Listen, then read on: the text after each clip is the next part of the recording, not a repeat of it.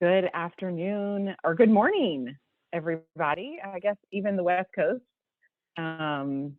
It's just good afternoon. So welcome back. We will get started in about 30 seconds or so. Want to make sure that everyone has a chance to get their audio connected, if they're doing so through their phones and all that kind of good stuff. Want to make sure everyone has a chance to get on and get going.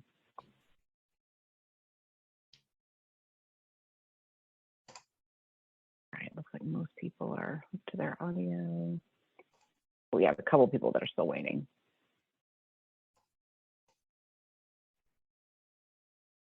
All right, looks like pretty much everyone is connected to audio. Looks like we have maybe a couple people, but we'll go ahead and get started because I know we have an action-packed agenda today. So welcome everybody, welcome back to session 2 of the Strategic Workforce Planning for Health Professions, Education and Training Learning Collaborative.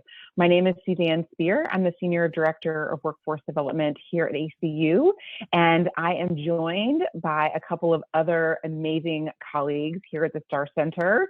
Alex Rolwing, he's one of our training specialists, as well as Mariah Blake, our program manager, and she's the one who keeps all of everything running, so you probably have seen some emails coming from her. We are so excited to be able to partner with an organization called Whitfly on this learning collaborative, and Kelly Rondo is our content expert here, and so she is going to be leading us through the content today, as she did and also the rest of the learning collaborative as she did in our first session. So just some housekeeping items as we get started today. So the session is being recorded and it will be posted on the discussion board for you all to review, pass along to your colleagues, listen to it again, or if you have to step away and miss some part of it, it's there. It will be, it's being recorded here and it will be posted on the discussion board in the next day or so. Please be as present as possible. We know that there are a lot of competing priorities, but if you could just try to set those things aside for an hour or a little bit more than an hour, that would be awesome. Feel free to chat in the chat box during the session or unmute yourself and ask questions as we go along. Kelly will leave some time for questions at the very end. But if there's something pressing or whatever, you just don't want to forget it, feel free to put it in the chat as we go along. If you're having any technical issues, feel free to message Mariah either through the chat box or through her email, which is mblake@clinicians.org, and she will get you pointed in the right direction. And finally, please complete the evaluation at the end of our session. So goals, this is the same goals as we went over last week. So during our time together over the next 4 sessions, I believe, that's right, we are going to ultimately be building a strategy for health professions, education, and training at your health centers. And so, through that, you all are going to be building processes and developing relationships with our team, with Kelly, with members of your team, and other members of your cohort as well. And then we have a bunch of tools that we are using as a part of this learning collaborative to accomplish that goal.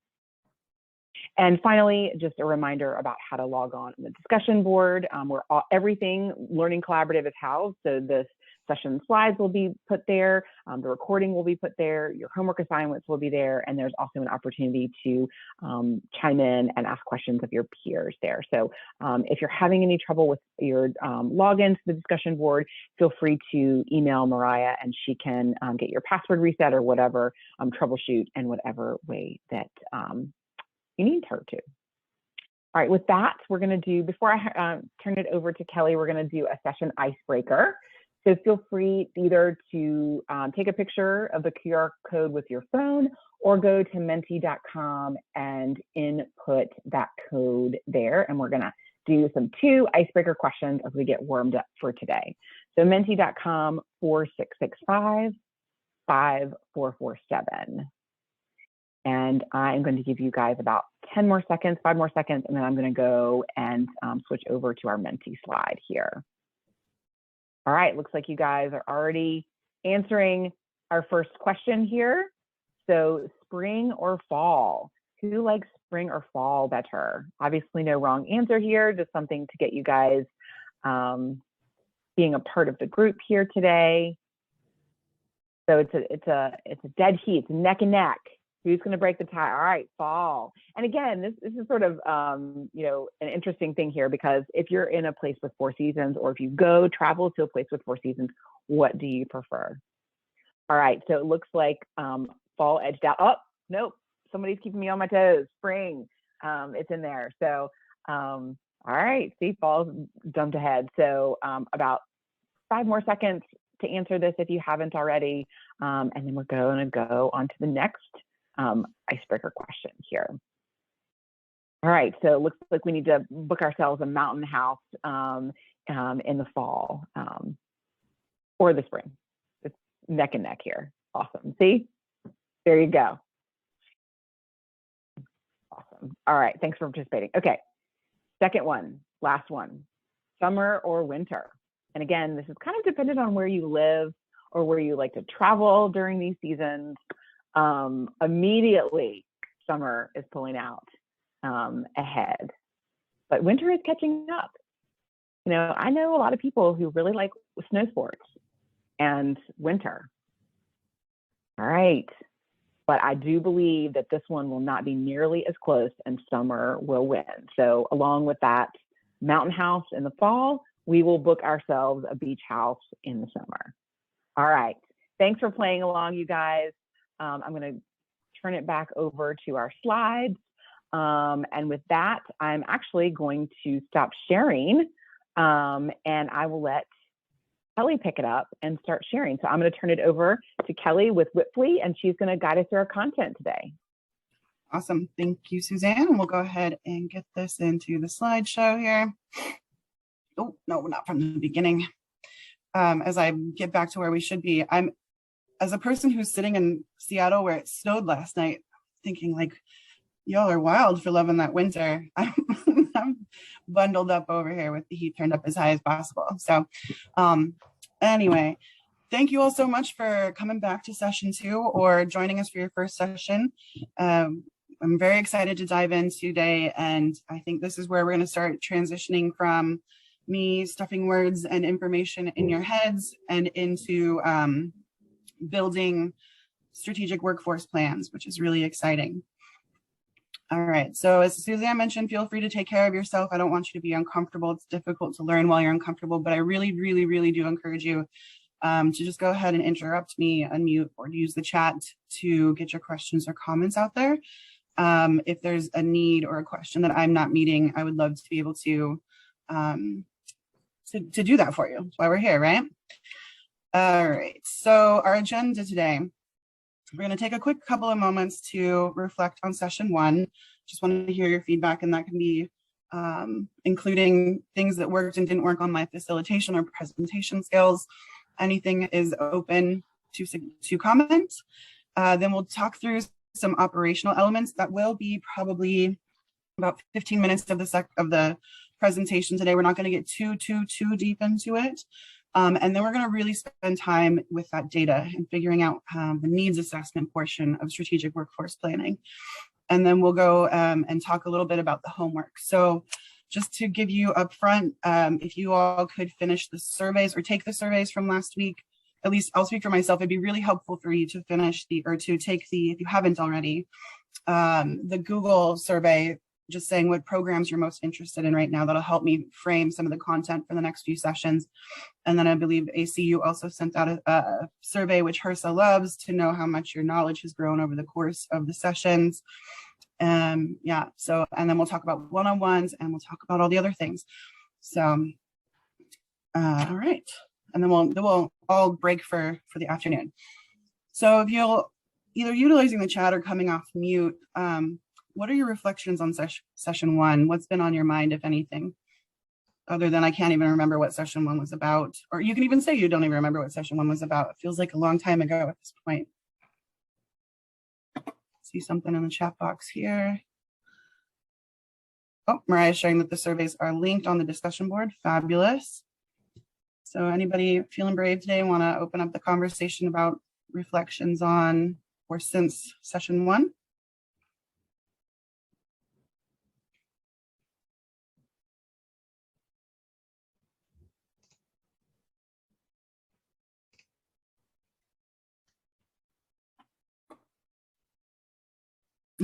Thanks, Dorothy. It does feel like a long time ago.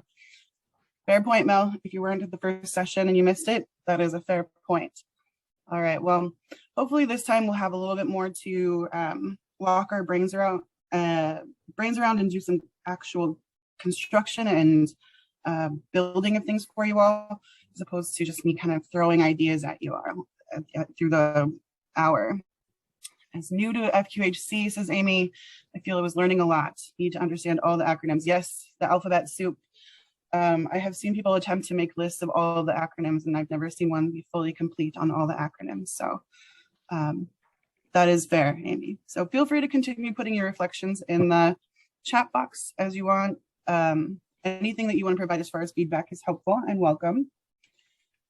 And we'll go ahead and get into the operational elements of HPET development. So just to recap really quickly, when I say HPET, that's Health Professions Education and Training. And that through the HRSA definitions is talking about strategic workforce planning. So that's as opposed to comprehensive workforce planning.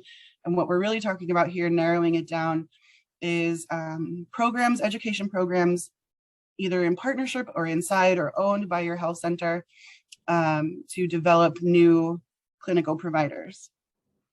Pause and check this chat. Thank you, Alex. Amy, if someone doesn't come through with that acronyms list, let me know and I'll dig through for mine. So thinking about the operational elements of health professions, education, and training, one of the first best places to start is talking about the culture of your organization and thinking about the culture of your organization. And if education isn't currently a part of that, how to increase that importance, right? This HPET will work, but it'll be most successful if it is part of your core values and part of your organizational vision. So for example, if your organization's vision or mission is to improve health outcomes for your community, is there room for it to also be a mission of educating the next generation of healthcare providers who will most effectively address the healthcare needs of your community? So when we're talking about culture, I think a great first place to start is talking about naming what you currently have. Culture is something that often goes unnamed and undiscussed, and we all sort of take it for granted, unless we are a minority part of a culture or new to a culture. So if you've been at your organization for a while, or you have staff, or your group has been at the organization for a while, taking the time to sit down and just describe it. How do your different provider teams describe the culture at your organization? And how is it aligned with education? How is it aligned with your mission and vision? This could be a really interesting process as part of a larger strategic planning process as well. And really understanding whether or not education even comes up in those conversations. This would be showing up within your hiring practices as well, right? So when I talk about building a culture of education, we've talked to health centers throughout our time who are currently saying, yeah, I want a new family medicine doctor, but I want a family medicine doctor who is open to precepting, or who gets really excited about educating different learners as they come through. So thinking about how you can, even before people come to your organization, they're bringing those values with them. It's probably something that you're already doing, making sure that someone has the mission, vision, and values when they're being hired or interviewed. So adding that, what is your interest in engaging in education, would be a really quick and easy place to start building that shared value.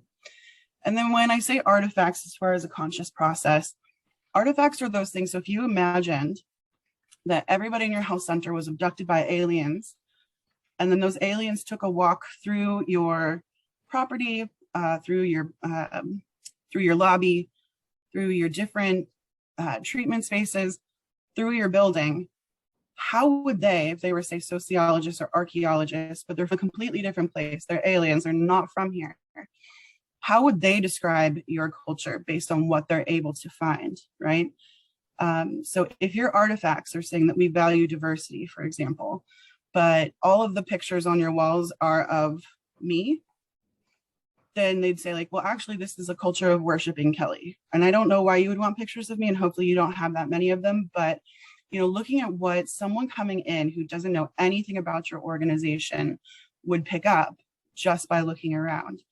Do you value accessibility? So for example, do you only have stairs and not have an elevator? Are your doorways wide enough? Are your hallways wide enough? Do you have the automatic buttons outside of your building? But I can find that it's really a helpful activity, a helpful exercise to sometimes put yourself in the boots of somebody who's never ever seen your organization, never heard anything about it before. And an easy way to sort of start creating those artifacts too is to even just have a sign in your lobby that says what your mission, vision, and values are, right? Questions or comments on building a culture of education? I'd be curious if folks have any thoughts about how they've created a culture of education. I got to see a comment from Dean. Value statement includes the following: we strive to create an educational environment for our patients, our employees, and for the training of medical professionals dedicated to serving the disadvantaged. That's amazing, Dean. Dean, if I could ask you to come off mute really quickly, I'm curious how recently that value statement was developed, and what was the process that you all went through to maybe come to that vision statement, if that was something that was developed with you on board? It was developed with me on board. I would say that's been almost from the very beginning for our organization. We've had training programs. It was very much a part of our core value set. So I think anyone who gets care here knows that we have trainees. We promote it. We let people know, our patients and others, that it's a part of who we are. And it's been very helpful as a guiding light for us. When you guys were developing the statement, what was sort of the impetus for you to include that education in the vision statement and really put that flag out there? It with the realization, because we're in a rural area, that we really have to grow our own to the extent we can. We couldn't depend on the rest of the country to generate our workforce. And in the beginning, it was more about, we had a family medicine residency program, but then it's really, broadened to other parts of the medical range of professionals. So now we're moving into areas like registered dental assistants and medical assistants, and we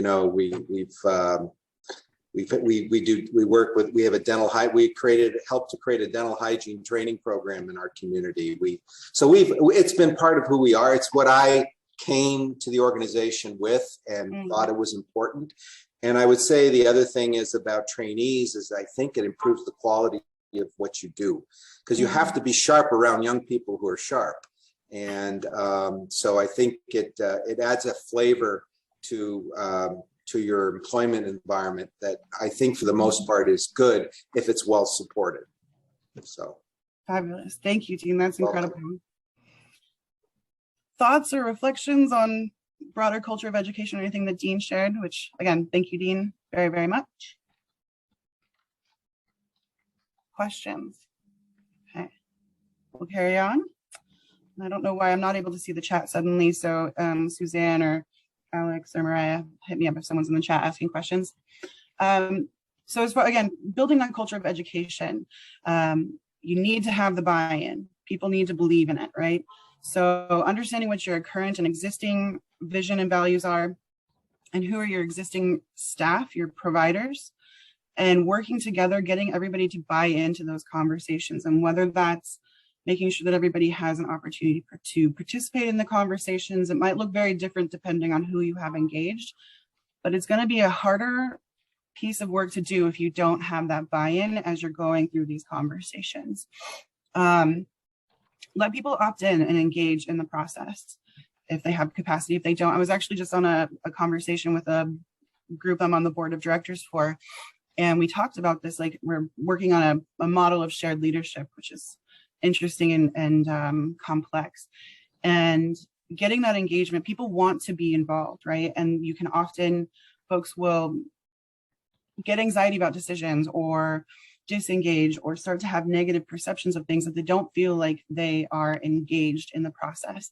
But they also, there's a piece of work that they need to do as far as opting in and understanding whether or not that's part of their capacity. So a little bit tricky. I don't know that anybody's gotten these things right perfectly out of the gate, but I think it's really important to keep in mind that you want to have buy-in, you want to have engagement, and always looking at how well that's working for you. And I do think it just really got to put out there that if you are putting a value statement out like Dean's and then not following through with it, you're going to lose a lot of credibility, right? It's a really stark example, but if you say that you say you have an anti-bullying stance, for example, and then you don't do anything about bullying in your organization, no one's going to believe you. So make sure that you have that authenticity and you're really effectively, at the end of the day, putting your money where your mouth is. Another part of building your health professions education and training program, making sure that you have the educators and the preceptors that you need. Now, these can be people that you already have on staff who have that experience, or it could be folks that you have on staff that can be trained into these positions. Or, as I mentioned before, you could be hiring folks saying, do you have an interest in becoming a preceptor or becoming an educator or working with learners? So that you build this group of folks who have the knowledge to do the work of the health professions education and training program. Such a mouthful, but these folks are part of your stakeholder group. Make sure you understand who those folks are, and understand too that if you're asking somebody to be an educator or a preceptor, that there needs to be metrics and a framework for what does success look like in that role. I did a quick Google search of what a successful educator qualities might be. And these were the ones that jumped up on the first webpage. I don't know that they would necessarily be the same for every organization across the board. I do think they're interesting, but thinking about how you're going to define what a successful educator looks like in your organization will be important. I'll pause there and say, does anybody have any ideas or thoughts on other qualities of successful educators that they've come across, or questions at this point?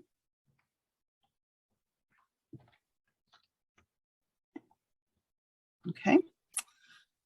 Another piece of that too is making sure you provide the professional development. And I think it's interesting, Dean, that you said you have to stay on your toes with those sharp young folks around, that the professional development can help you develop those educators, but also helping folks to keep abreast of new and evolving best practices or emerging practices as well, so that you are on the forefront of being an educator, right? You don't want to be giving folks information that's 30, 40 years old. That's probably going to be a bit out of date. There we go. Amy also, did you see the chat? Amy I said, did. enjoy what they do. Okay, great. Yeah, and we've got, I'm assuming, Helen, that you're saying that they should be patient people or have patience, or they could also be patients. I think that that's the ultimate end goal, right, of a health professions, is you got someone who comes in as a patient and becomes an educator. Yeah, keep throwing those in the chat as well. All right. Another piece of the puzzle that you want to start putting together and thinking about is the administration. These folks are also stakeholders. These folks can also make or break your program. If your CFO doesn't believe in what you're doing, are you going to have easy conversations with them? Probably not, right? So how are you going to get that buy-in from these administrative groups? And when I'm saying administration, and you might define it differently at your organization, I'm thinking anybody who isn't in that direct medical care provision role, provider role. So like front desk folks through your C-suite and anybody else who's in those wraparound positions. But they need to be part of these conversations as well. I think as a person who's come up through administration in a number of nonprofits, I love doing new things. I love having buy-in. I love being innovative. I love having a voice in the conversation. But I can tell you that some of the least successful things I've worked on have been when something is put in my lap and I didn't feel like I had an opportunity to share like what my capacity was looking like, right? So having those conversations with folks of, are there areas for us to improve processes so that you have a little bit more capacity? Do we need to bring more people on board in order for this to be properly administrated?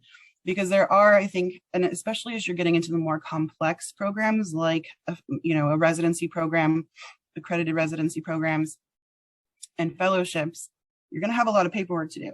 So really making sure that administration is on board is important. And thinking about, again, this is coming specifically from the accreditation of residency and fellowships, and it'll vary across the different programs that you have, but what are your required administrative structures? So for example, if you're putting together a program that's going to be accredited by the ACGME, so that's, well, in the old slides, so feel free to go back through the other slides, you do have a requirement to have the designated, oh my gosh, the DIO. I'm not sure why I'm blanking on that. Anybody feel free to designated individual, organizational individual, something along those lines. I apologize. Designated institutional officer. Thank you, Dean. I am going to give you so many. Oh man, I'm so grateful for you. Designated institutional officer, your program directors, your associate program directors, etc. Right?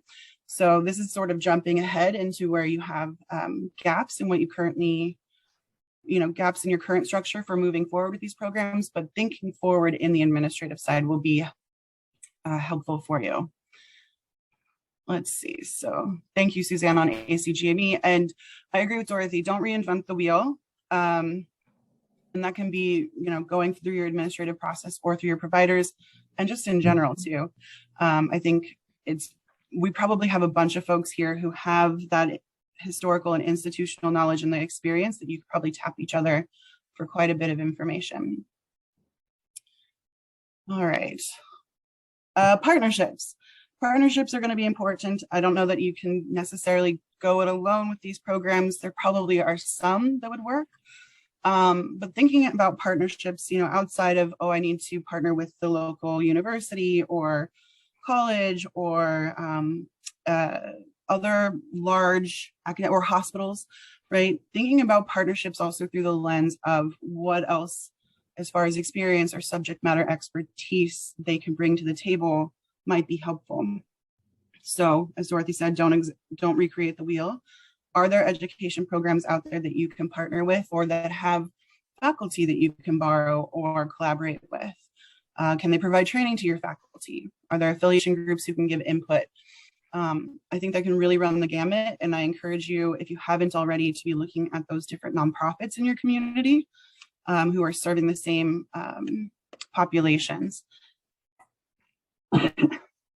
One thing though to think about is whether or not these organizations have the same goals as you. And I think it's easier obviously to work with folks who have the same values and goals and interests in what you're working on together. And where it can come in particularly helpful is in advocacy efforts and in developing funding efforts. So, and we're not going to go too much into either of those pieces today, but just sort of thinking that, who are your affiliations? Who are you aligned with if that's a need for your organization? I would encourage you, if you want, to take a screenshot of this, but as we mentioned, the slideshow will be up. The slides will be up on the discussion board as well for you all. When you're going through and developing contracts and agreements with your partners, and the more in-depth and intertwined, and especially where like financial or staffing or property, I mean, really anything where you're putting yourself at risk or have some level of liability, you're going to want to talk about contracts and agreements. And I would really encourage you to have these conversations before moving too far down the path of partnership. And these are from internal, if I'll name drop just a little bit, working with Kiki Nocella, who's also worked quite a bit with Jackie Leifer. These are some of the most of the key categories of conversation that we would recommend that you have, right? So making sure that you have talked about governance, how are decisions being made for the program? Who has final say? Making sure who's accountable for assuring that you're meeting every regulation, every requirement. The curriculum, the curriculum at the end of the day, especially for CHCs, and we've seen this a lot when working with hospitals or large academic institutions, When you're not the sponsoring institution, for example, of a residency program, you lose a lot of the ability to develop the curriculum. And the curriculum is a large piece of what is going to attract those learners to come back to or stay with your organization. Liability I mentioned. So even thinking about how the technology is going to be used and what information is going to be shared. Which EMR are you going to use? How is that going to work? Where are people going to be logging their time? A lot of your programs might not quite get down into those weeds, but it is something to be thinking about as you're moving forward and as your programs increase in complexity. How are you going to be doing your program evaluation? I think if it's not already a standard process, then quality improvement, annual evaluation of your outcomes are going to be very important. So are you retaining your learners? Are you attracting the types of learners that you want to have? And how is that working out for you? How are patients feeling about the experience? But memorializing that in the contracts and agreements with your partners is going to be sure that you as a CHC are kept whole. And that, especially with the financial agreements, and making sure that you have the information you need from your partners for budgeting processes, and making sure that you are aware of, say, if a big donation comes through for your partner for the program, how is that money going to work? All of those pieces. And really at the end of the day, we could do a whole session just on contracts and agreements, and we can if you're interested. At the end of the day, remember that even if it seems like you're the little guy in the room as the CHC with, say, universities or hospitals, things along those lines, you bring so much to the table. Know your value and negotiate from that position. Pause there. Questions or comments on that?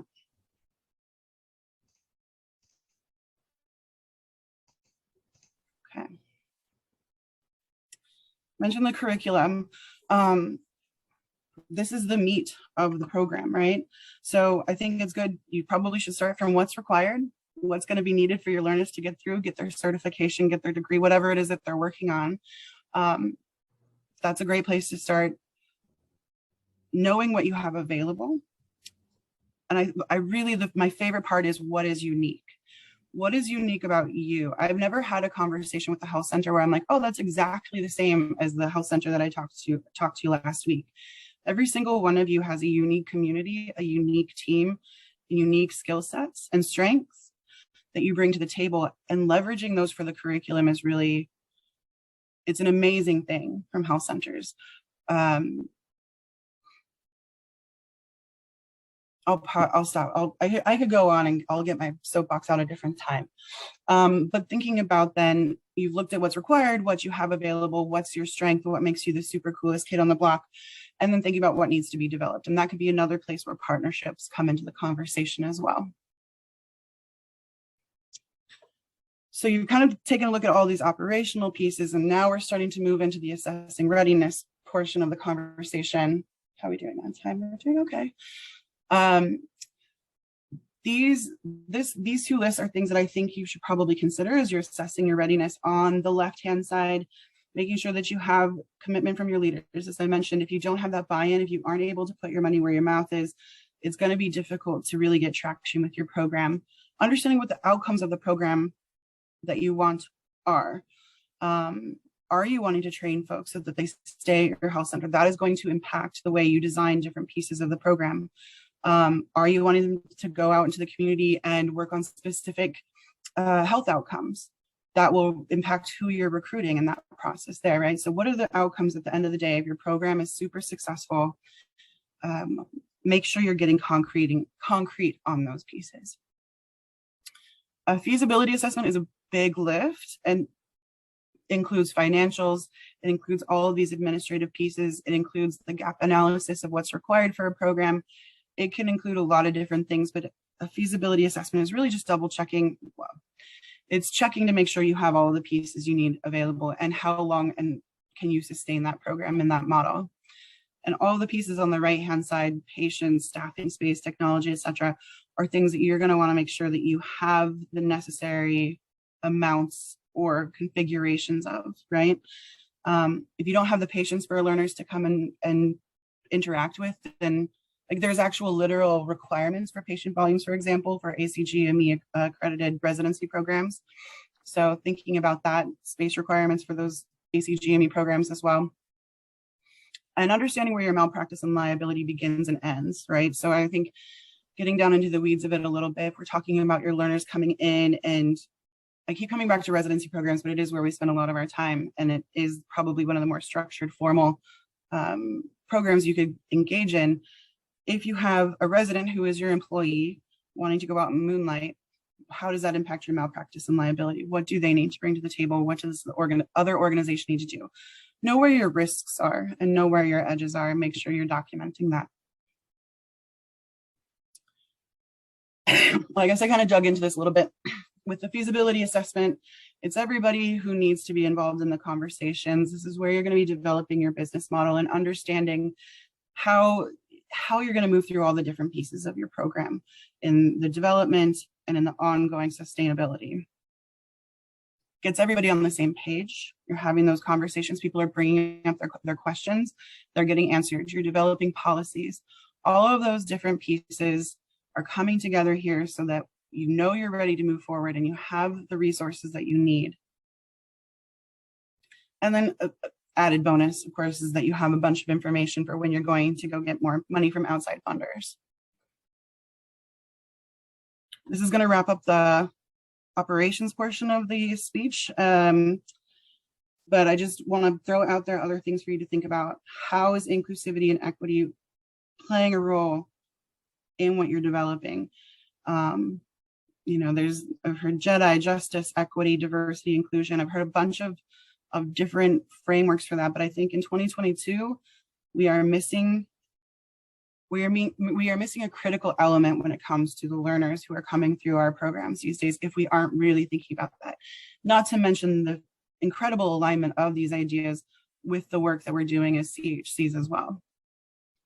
Knowing what your needs are, I think it's great if you have a family doc, say, who's really interested in building a family medicine program. But if your organization and your community don't need that, might not be the best direction to put your resources in. I'll stop there. For those of you who've gone through developing a program or just developing any program, are there any other considerations we should throw out on the table for folks to think about as they're developing programs? Anything big that I'm missing?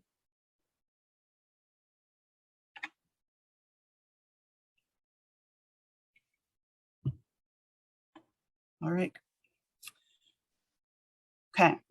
Kelly, Yes. this Dorothy, I just wanted to mention something real quick. I don't know how many people are focused on residency ACGME, but we're also seeing a lot of postgraduate training for NPs and PAs. Mm-hmm. And, most of the time when they come out, they're licensed, they can go practice anywhere. So when they come and work for you, they're out there practicing as fully licensed clinicians. So I think what you have to think about if you're starting something like that is how much a part of this training do you want to be financially beneficial for your organization versus educational, and what are the expectations for that? I think it's important to be clear about that. Especially when you're dealing with your financial departments, because what they see are clinicians with schedules, and what you see are new learners that need to know what's going to happen in real life, and most programs will gradually increase that patient burden on them, if you will. Whereas finance may be looking at that going, well, we have all, these providers and not everybody is, has full schedules. So you have to think about what their salary is going to be compared to what their money they're going to bring in, if you have 2-year program, what your first learners, how much they're going to be able to bring in versus your 2nd-year learners. So it's a little bit different when you have fully licensed clinicians as learners. Absolutely. Great point, Dorothy. And working on a project for like LCSW, similar idea, right? So folks are coming out with their master's in social work, and they're wanting to get those 2,000 supervision hours. So it's not physically supervision for 2,000 hours, but what is that income? What is that revenue? But similarly, or maybe the flip side of it is, what's the lost productivity for the preceptors and the educators or the supervisors, right? And there's some models of programs too, where, like you're saying, maybe the third years can supervise to some extent the first years. So there's a lot of moving pieces depending on the program that you're looking to develop and you're engaging in. I'm not a financial person, but certainly a lot of variable pieces there to explore. And Crystal has shared, not directly related, in her area, one of the biggest deterring factors is housing for the providers in training. Excellent point, Crystal. We're tourist towns, so rentals are very, very few and far between. Anyone else rural have this issue? This is Dean again up in Reading, and we did in fact invest in housing for our learners. So we have some options, particularly for those who are doing rotations, shorter rotations with us. We have done that. And the other point I would add that may be missing is that to the extent we're all FQHCs, every state treats educational costs somewhat differently. So kind of get to know what the barriers or challenges are going to be when your state audits and, you know, decide to go looking at your educational costs, and then ask questions like, why has your productivity dropped? Well, you know, if you add a training program, that's inevitable. So those are the kinds of things you have to be aware of. Absolutely. And I know the California in particular has a lot of different moving pieces there too. And Amy's sharing that housing is an issue in central New Hampshire as well. So it's like, if there are no rentals or homes for sale, what do you do? I don't have an immediate answer for that, Amy, but definitely something to consider when you have those learners come through. Where are they staying? Are they able to pay rent if they're spending so much of their time learning and there's not a stipend, right? Great points across the board. Thank you, guys. All right, moving into the needs assessment and the data. So I shared this slide last time. This is something where we've gone through and taken some of the accreditation requirements for a program and just sharing how we internally to our group start to do a pretty basic gap analysis. It's literally, we take a look at what's required, we read through it, each sub-bullet, and we say, do we have it in place? In this situation, they have items 2, 3, 6, 9, and 10 in place. Working on 7, 8, and 2, perhaps, and maybe 5 just doesn't apply, right? So starting with your gap analysis on what's required for the program is a really concrete way of moving forward with your planning. All right, I'm going to let Lindsay's comment on housing stayed there. No offense, Lindsay. So moving into the data conversation, I have gone through and created this document for you all. And I don't know, Suzanne or team, have we sent the actual Word document to folks yet?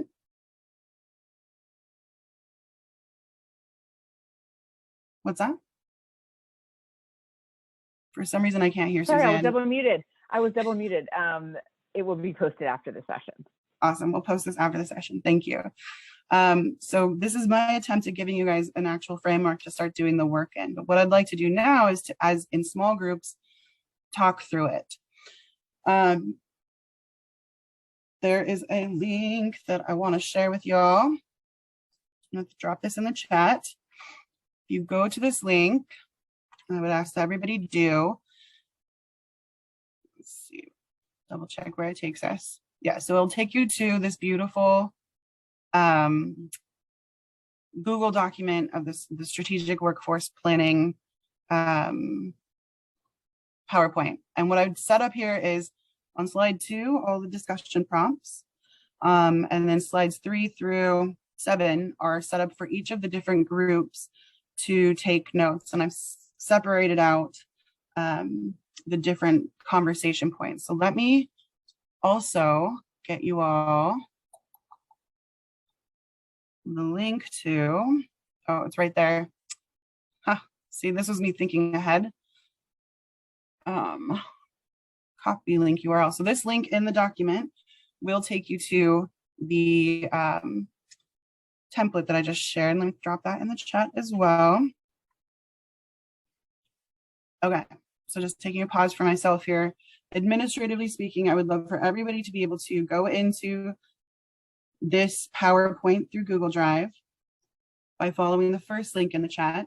This is where each of the small groups will take their notes. And then once you're here, following either the second link that I just dropped to the the PDF version of the template for review for the discussion, or you can use this link right here on the page. So let me pause there. Is anybody having trouble with any of these pieces?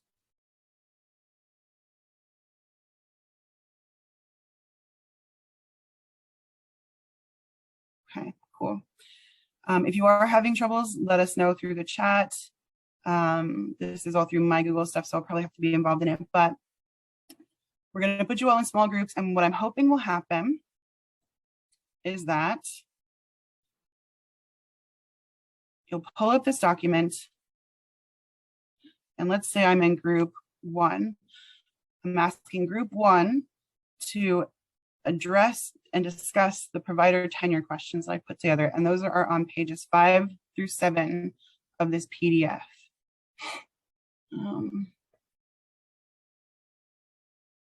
Right, so what I've done, and this is tiny and I apologize. Let's just open this up. Super secret Google Docs skill is that you can open a PDF in Google Docs and it will turn into a Word document. So group 1, for example, will talk through these data points about provider tenure, turnover, and vacancy. And what I've done is I've listed for each kind of grouping that, as I saw it, a number of questions to spark the conversation inside your organization. So for example, group 1's conversation, I'm curious, once you put together this data for your organization, what trends and stories are emerging? And where in this data is your organization having successes or challenges? And so what I'm asking the group is not so much for you to analyze your own organization, but to think through, to understand the groupings of data that I've provided for you, and to think through how or whether this answers any strategic questions for you, paints a picture for you, and then do these questions help prompt that strategic conversation of your group? Pause there. I feel like maybe thrown a lot at you all. Does that make sense? Okay, so if not, the ideal situation is that in your group, you'll take a look at your assigned questions, your assigned data points, and using these discussion prompts should help you talk through it. Just double check the chat. All right, so we're gonna go ahead and stick you into your small groups. ACU staff and myself will be coming through to answer any questions and to help kick things off. So without hearing any complaints, we're gonna stick you all in your rooms and we'll see you in a bit. Awesome. All right, well, hopefully you all had some good time to chat and look through the document. Feels like I threw a lot at you really quickly. So open it up. We've got literally 15 minutes, so we have about 10 minutes for reporting out, and I'll just share that anything that you guys are providing here as far as your insights, I will be using to update the document and resending to you. So I want to appreciate your input in advance. But does anybody from group 1 want to share the highlights of your conversation?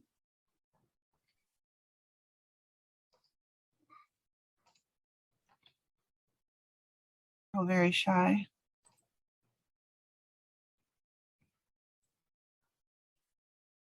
Okay, well, group 1 is thinking about it. Group 2, you guys have a lot of notes written down that I noticed. Does anybody like, oh no, wait, was it group 2? Yes, it was group 2. Anonymous Coyote was flying with those notes. Oh, sorry, Crystal, go ahead. Sorry, this is Crystal. I was with group 1. I was double muted. Oh. So. Perfect. So group 1, we kind of have a little bit of a problem just because none of us have this information like right in front of us right now. Mm-hmm. But we did kind of speak about, tenure turnover and vacancy, and the fact that, a lot of it is, loan repayment type of turnover that we see once providers get their loan repayment done, then they, leave and try to find something else. We do have, it turns out, we all have an issue with like mental health and behavioral health providers, and trying to find, them has been kind of a nightmare, which is understandable during COVID times because I'm sure they're all very busy. And then we also noted that a lot of it is providers that are going to do locums rather than wanting a permanent position where they can earn more money as a locums. And then they've also got kind of more R&R time in between contracts. And so that's kind of the challenges that we're seeing as a group. And, and then also, community factors being rural, housing issues, that kind of thing, for placement of, providers that may not, they're not looking to buy, they're looking to rent something while they're doing their, training with us. So that was kind of, a community issue that we saw. Great. Thank you, Crystal. Appreciate it. Group 2, anything you want to add on that group of points and questions that came up for you all?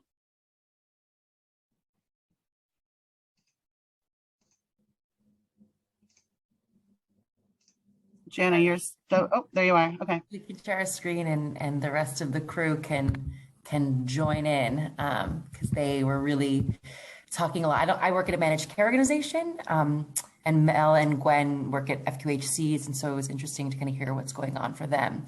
But let's see, can I zoom this over? Yeah, I mean, it sounded like for both of them, the turnover, some were related to COVID and some had nothing to do with COVID. It's kind of just like a consistent issue that FQs run into, which is having vacancies. Positively, what it's done, at least for where Mel works, is to help the organization really think about how they can invest in trainings and incentivize people to grow professionally.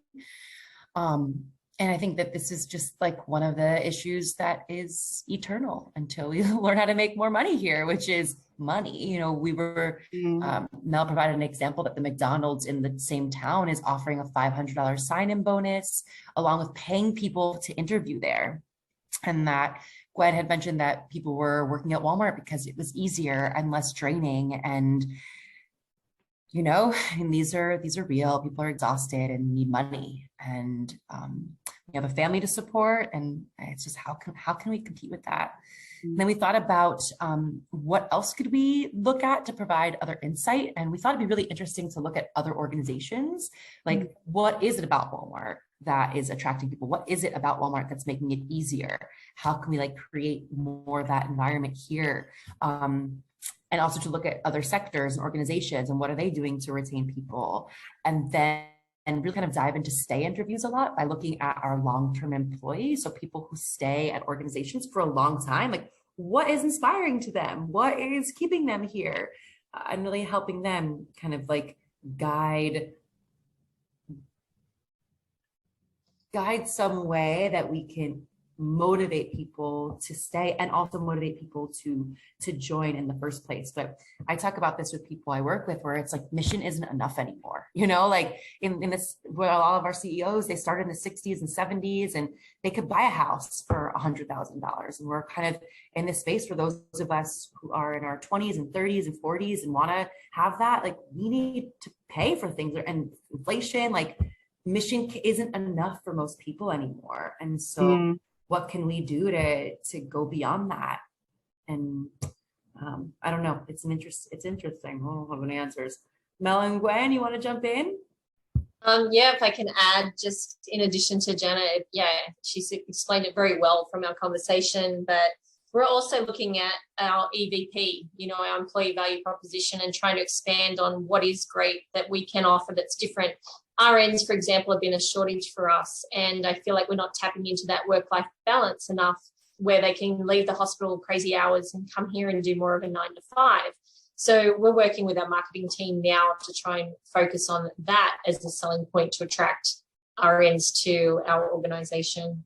And yeah, it's been very challenging with COVID as well. We're working on the booster mandates and things that apply to us and not other businesses. As Jenna said, it's good to look at other organisations and see where we're competing for our support staff. You know, our IT people, our HR people, admin, they don't have to work in healthcare. They can go anywhere. And so it's a different risk for turnover and retention there as well. So yeah, I just wanted to add those little things. At the moment, we have over 70 people that haven't got a booster yet. We're meant to be in compliance by March 1st. So today I have a colleague here, we're trying to set up meetings and chase up these people because emails aren't, you know, are good enough, and we need to talk to them and find out what's their plan. So there's lots of factors happening in the external environment that are pushing us into areas where we can't always control our recruitment and retention strategies as well. We're sort of influenced to areas outside of our control. Mm-hmm. Great. But Gwen might want to say something. Well, we're running a little bit short on time. I hate to cut you off, Gwen, but please feel free to add any other thoughts or notes into these pages. We'll save this after the conversation and put it up on the discussion board as well. So anybody from group 3 who'd like to give us a quick review of what you all chatted through? Group 3 had productivity questions.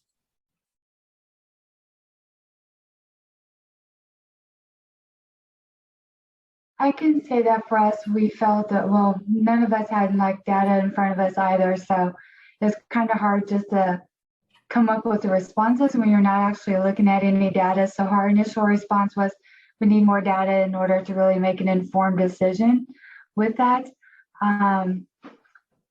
For looking at the productivity and parts of that questions. And then on the question for like, we're talking about pages 15 and 16, I forget the exact question, but we talk about room utilization being difficult for training. So Dean was gracious enough to talk with us for a moment about that, as how if its room is fully staffed and being utilized, then that creates a barrier for education and trainings for some of your residencies. So it's just that's about as far as we got. Great. Thank you, Tina. Group 4.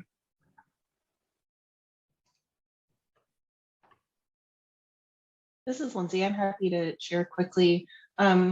We mostly spent our time on the metrics from pages 10 and 11. So starting with patient time from initial contact to appointment by provider type. And we really talked about it from kind of strategizing to make operational changes as well as quality improvement. And so one of the health centers in our group from Redding, California, they shared an example that they've recently used data to decide to open up their schedules for a full year. And so when we looked at the next 2 metrics on their patient health outcomes by provider type and patient health outcomes by metric, we kind of lumped those 2 together as far as addressing quality, and that it would build upon the data from the first metric.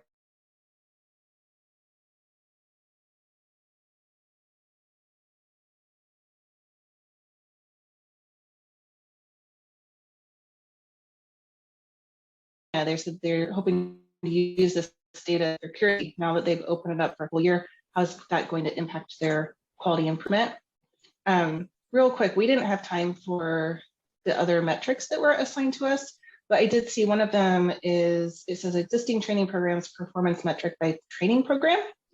And so our health center, we just recently started developing KPIs for our training programs, and that's definitely something I would love to learn from the other health centers in this learning collaborative. What type of KPIs have been developed to evaluate employee trainings, including existing employees, students, all those types of programs. So that is duly noted, Lindsay. Thank you.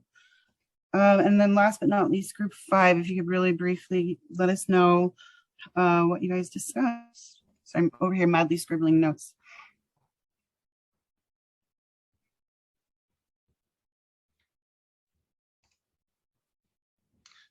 We spoke quickly about working to use our UDS data to better understand our demographic, our patient demographic, and trying to meet the cultural and language needs of our patients by recruiting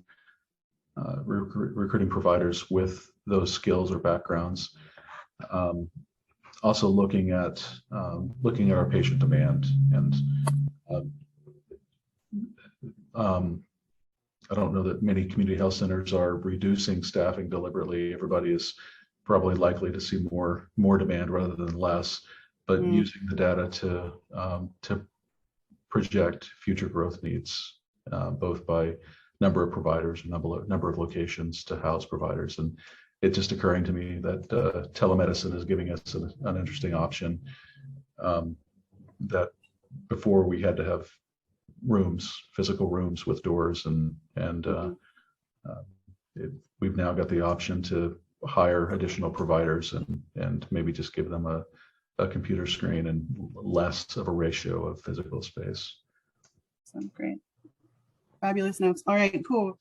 So in the last couple of minutes remaining, I want to touch on what I'm hoping will happen between now and the next session. Let me go ahead and share my screen again.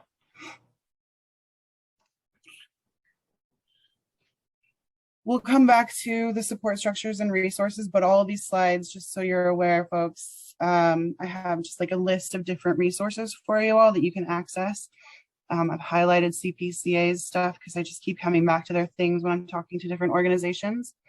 And then I'll have a question if you're feeling like you have a resource that you would like to share, be appreciative of it.